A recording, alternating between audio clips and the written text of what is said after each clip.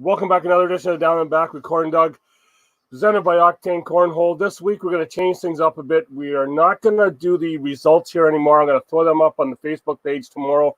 Do a full rundown from KW right to Guelph to Mitchell, Peterborough, Dundas, and then even get the stuff from Cornhole Newfoundland with their second week.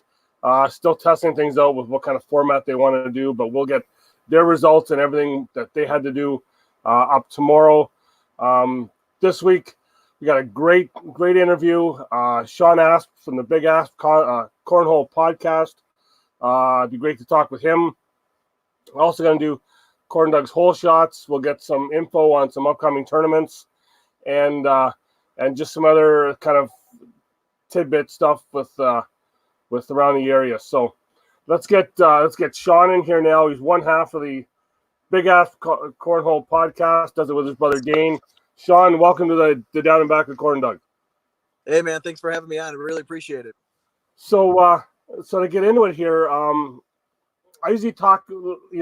It's always a good way to find out just how people get into cornhole. So how did you get into the sport? Well, we've been playing competitively for like about a year. But when we first got into it, we actually grew up playing washers. I don't know if you've ever played before. Yep. But we always used to play with the neighborhood guys, our buddies around the town. And then some of the neighbors started to complain that it was too loud when we were playing late at night. Because that game could be pretty loud when the washers hit the board and everything. Mm-hmm. So my mom went out and bought us just a standard cornhole set. She thought it'd be a little quieter. So we had, the standard boards, duck corn bags type thing. And so we kind of just grew up playing in the backyard a bunch. And then probably about a year ago, my brother and I joined our first kind of like our real tournament. They were having a tournament at the facility where the Cleveland Cavaliers play. So we saw it, we decided to join up, and we got our first real set of bags. We did some research. We had some local Mamba bags. We had BG control bags, and we thought, this is going to be great. So we went up there, did fairly well, and I think from then on we were pretty much hooked. Yeah, so you're in the kind of hotbed of cornhole right now in Ohio. So what kind of league stuff do you play in? So I play in the Cleveland Cornhole League currently. They host two leagues, Mondays and Thursdays. I'm in the Monday League, which is the bigger league in terms of teams. I think there's between 72 and 74 teams in right now.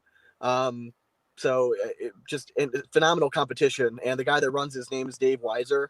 Does a really good job of setting everybody up in like kind of their appropriate divisions, just so that when you're playing, the competition is good. Yeah. So it's, Sato Soto was talking about the same. He was talking about Dave as well too. And that league just, I hear the 72 teams. I'm thinking, geez, we'd love if we had 72 people out to our regular night, but it's just that whole area is just kind of jam-packed with cornhole. Yeah, I mean, it's loaded with talent. I mean, every day on Mondays when we go there, I mean, we're playing, right next to you guys that, you're regularly seeing on ESPN and things. So it's been good for us. It's like kind of newer players, just learning the game still. We get to warm up with them a lot, ask them questions. They give us feedback, and, it's been really good. And, the cornhole community is just amazing, and they've kind of taken us under their wing, and, we love them. We love everybody at Cleveland Cornhole.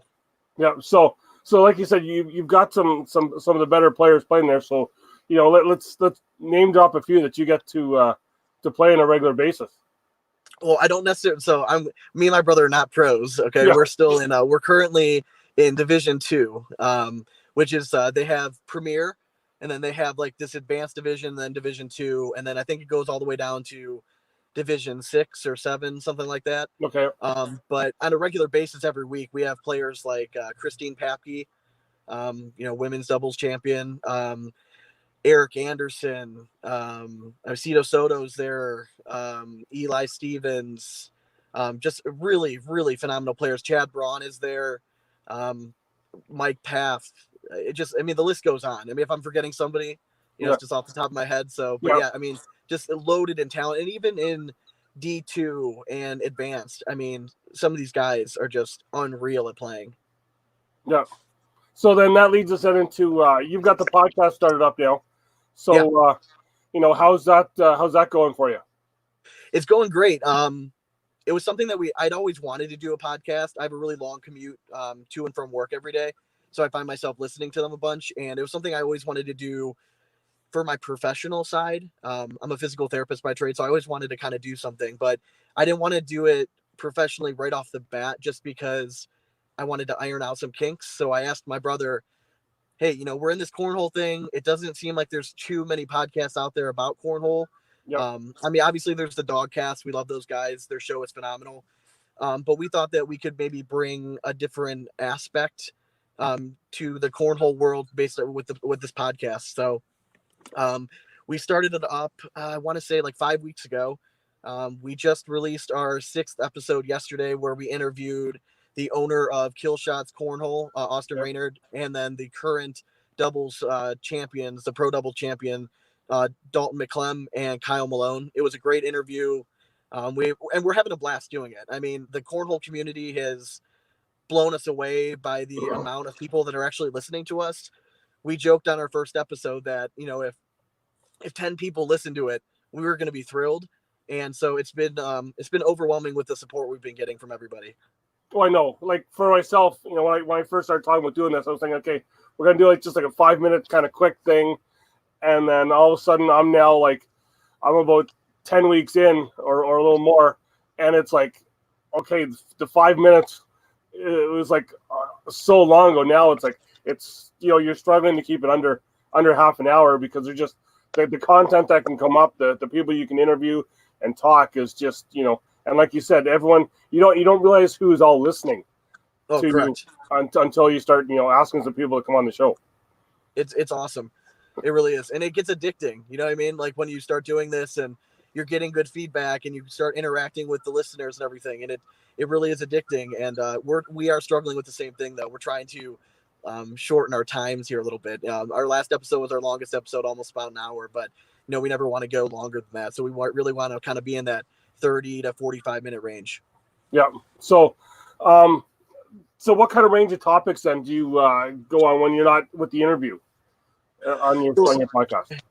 So we've talked about, our last episode, we started what was called the Best of the Bags bracket. And I'm actually going to be releasing that on our Cornhole page today. You can find it at Big Ass Cornhole Podcast on Facebook, where me and my brother drafted old school style, like kind of like fantasy football type thing.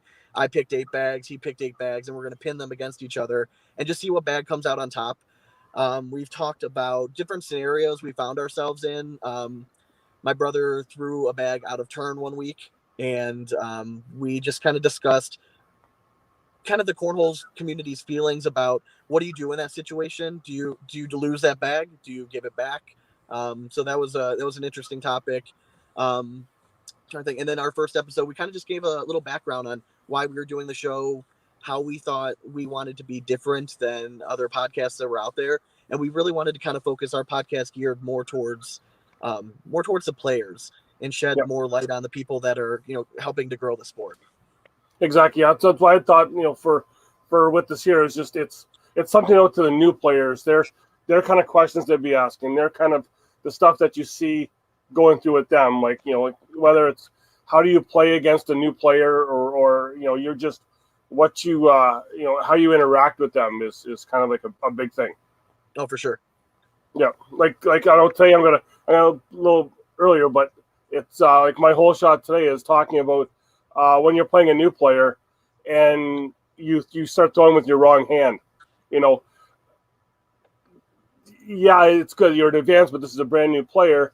You're still beating them 21-0, but then other people know that you're playing with your wrong hand, and they start talking about it. And then how does that new player feel about that, right?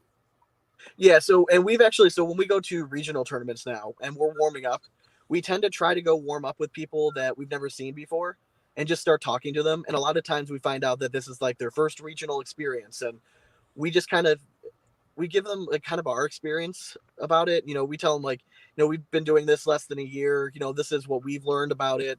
These are the bags that maybe you should check out if you don't know that there's like 10,000 bag companies out there. So we just try to help out as much as we can. But I mean, the only way you're going to get better is if you play good competition. Yeah. So if you're a new player and you find yourself, constantly getting your ass kicked, just keep doing what you're doing.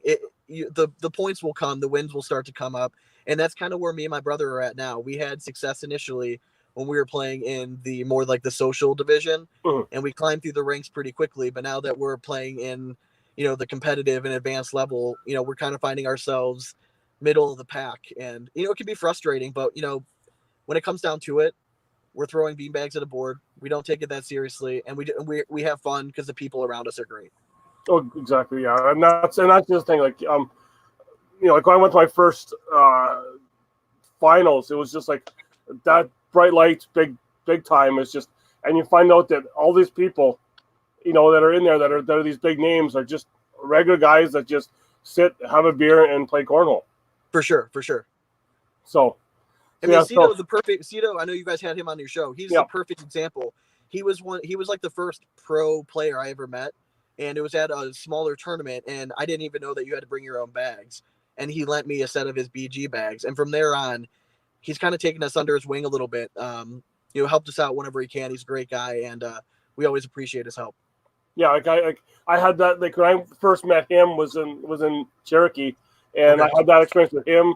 I had that experience with Timothy Pitcher, Robbie Graham out of Southwest Georgia. It was just, the cornhole community will bend over backwards to help anybody out, and it's kind of like a fun group to be with. Yeah, don't you think that's kind of what makes it great? You know what I mean? Like, his other sports, the professional players, they might not be as approachable, but in a sport like this, I mean, we had the opportunity, if you go to those big events, to just walk right up to them and talk to them. And I mean, I know with all my experience, everybody I've ever talked to has been outstanding.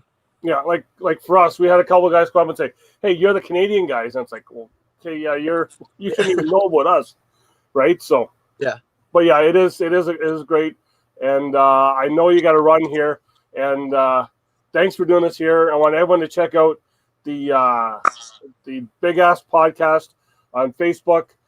Look for it on anywhere you can pick up a podcast. These guys are great to hear, and I know that we'll be doing some more stuff in the future together with talking here. Absolutely. When you guys you're coming to Cleveland, correct, for the second national? Yeah, I believe we are. Yeah. So yeah, we'll definitely hook up there, and we'll have some beers and throw some bags. Exactly. Okay. Thanks, Sean, for doing this here, and have a great day. You too. Thanks again. Okay. Bye. Hey, Sean Mass, Big Ass Cornhole Podcast. Check them out. Him and his brother Dane, great guys. Sean and I have talked a lot, and this is the first time we've been able to get together and to get on to talk. So keep checking out with him, their podcast.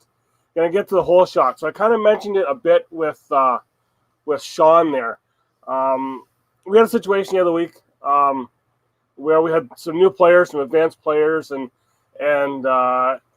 we had some regular swing with the wrong hand. Still beat the team. Still beat them 21-0, but they were struggling. And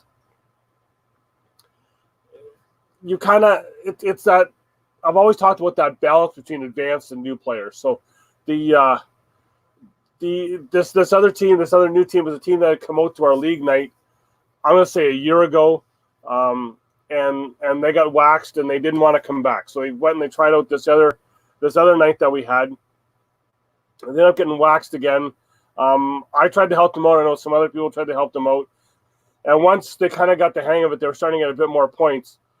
But it's just that playing with the etiquette of playing with your wrong hand. I know other people around knew that these guys were playing with the wrong hand, and it kind of became a joke. But the other people were still hearing it, and they were like, "Are you really playing with your wrong hand?" And when they were admitted that yeah they were, it kind of got them. So and they ended up leaving shortly after that. They're not even finishing the tournament. So it comes up that new players, and we had a discussion with just amongst ourselves, our little Facebook messenger group, and it's kind of a 50-50 with playing it because you want to give that other team the chance to win, but then you don't want to show them up, and you don't want to discourage them in any way. You want to keep them coming to come back. So that's just another one of those questions that what do we do in those situations? How do we keep those players, keep them in the game, but not really, you want to, it's even hard to put into words, just how you want to do this, because we've got to find a way to keep those new players in. And I found it great. We only had 8 teams. We had 4 advanced, 4 new teams there. And so we kind of split them off, and the prizes weren't cash prize. It wasn't a cash prize event. It was some other donated items. So we just said, you know what, fine. The advanced guys, we all threw some money in. We played for our own cash, and we give all the prizes to all the new players coming in, just because so they can just walk away having won something, which was fun. So just something you guys want to drop a message on the Facebook page. Comments on this page here. Just let us know what you think of throwing with your wrong hand against new players, and just kind of the etiquette of how you interact with that. If you're another player seeing that, do you call it out right away? Do you kind of joke about it amongst yourselves afterwards? But just it's, do you let the other team acknowledge that hey, this guy's playing with his wrong hand, and I'm kind of, stuck here not getting points with this guy that's just kind of maybe making a joke of other stuff here. So let us know what you think, and we'll try and mention it here next week, or give you a shout out on the Facebook page. So leads up to our tournament. So we've got a regional tournament coming up on February 15th, Edelweiss Tavern in Kitchener. We're hearing that we may be having some pros come up from the States. I'm not sure. We'll have to see just when that time comes. I'm hoping to see it because it'll be a great time. But February 15th, check the KW Cornhole Facebook page for our regional tournament. Then leading into our conference tournament, the second Canada Conference tournament, Saturday, February 29th, 2020, Peterborough, Ontario, Keystone Golf Club, the Keystone Links Club there. We're going to be doing the advanced, intermediate, and I just forgot the name of the last one. It could be a novice one as well too. We're doing those 3 divisions again. Sorry, advanced, competitive, intermediate. That's what we're doing. So we're going to have those 3 running in Peterborough. It's going to be a great time. If you're in Eastern Ontario, come and check us out. If you're in the Belleville area, the Trenton area, we're going to say the Omimi area. If you're a Neil Young fan, you may know the Omimi area. Ottawa, Canada, anywhere in that Rideau Valley, Eastern Ontario. Let's see a represent come out, play some cornhole. Cornwall, Kingston, we'll call you out too. Guys, just come out, have some fun. Girls too, just come out. We want to get this here really growing in Eastern Ontario. Maybe Adam down in Peterborough will have some more tournaments if we can get some good turnout, and that'll be a fun thing. So, conference tournament number 2, Saturday, February 29th, in Peterborough. Check us out. We'll be having some fun there, just like we did in Kitchener for number 1. Number 3, look for that there. Conference number 3 will be announced soon, hopefully. Just got to get the venue just tied down, but venue conference number 3 coming probably to the western part of the province within the next couple months. So check out keep watching Facebook, Twitter, and everything for that to be released. Next, Sean kind of mentioned a bit about it. The National in Cleveland, March 13th to 15th. Their schedule has been announced. That the ACL's put that out. Registration starts Monday morning, so you start registering Monday morning for that. I'm guessing it's going to sell out quick. They've maxed out the amount of teams for each division, but if you're going to be going, get on there quick because it's going to be sold out probably faster than Florida did. We got some stuff going down. Contact Matt at KW Cornhole. We've got some rooms blocked off. I'm not sure if they're all taken up yet, it's right by the venue, and you're within walking distance, so it should be a great time down in Cleveland in March. Get us now to our 100 subscriber contest. We're not there yet. We're trying to get there. 100. Once we get to 100 subscribers, we will take a list of the subscribers. We'll do another video. You comment on that video. You put your name in for a set of 4 Octane Cornhole bags. You'll get a half set for free. You'll be customized whatever you need to do. You have either the Nitro, the Apex, the Hole Shots, or the clutch bags. You'll get a free 4 set of those airbags to play with, to have, and customize any way you want. I've heard a little thing that there could be some new stuff from from Octane next year. So keep watching for that there too, because there could be some new stuff coming out. Down to again, our merchandise. Always a chance to get the merchandise on teespring.com. Check it out. If you like it, pick something up. Help CornDoug get to the Nationals. So, hey, whatever works. But just check us out on teespring.com, and we'll hook you up with a T-shirt, hoodie, whatever you need. We'll get it to you. Next, another thing, not really cornhole related, but Down and Back podcast related. Talked to a couple of people. We're going to do a Down and Back NASCAR pool. Okay, that will be coming up. Info for that will be coming up later today, later Friday afternoon on the Facebook page. NASCAR pool. The winner of the NASCAR pool will get 8 Octane bags for free. Okay, so winner pool is for free. It's free to enter. We'll have all the details up on there. I know we're going to have a lot of people from the cornhole community in there. I'm thinking we may even have some of the NASCAR team members in the pool as well too. We'll have to see, but yeah, if you like NASCAR, enter the pool. Get a chance to win some bags. So it's just a thing, just to have some fun and a little bit of banter in the cornhole community with another sport other than the big 3. So check that out this afternoon or this weekend, whenever you got till next week to check that out. This, like I said, with a new format, a little shorter show. So that's all I have for this week. Special thanks again to Sean Asp for coming on with their big ass cornhole podcast. Easy for me to say. Check them out. They're great guys doing some great stuff. And this is a big community.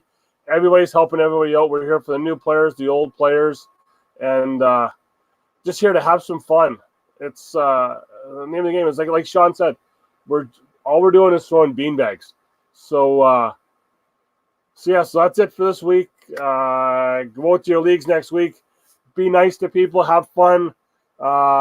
Just keep those bags flying. Put it in the hole. And we'll catch you next week on the Down and Back presented by Octane Cornhole.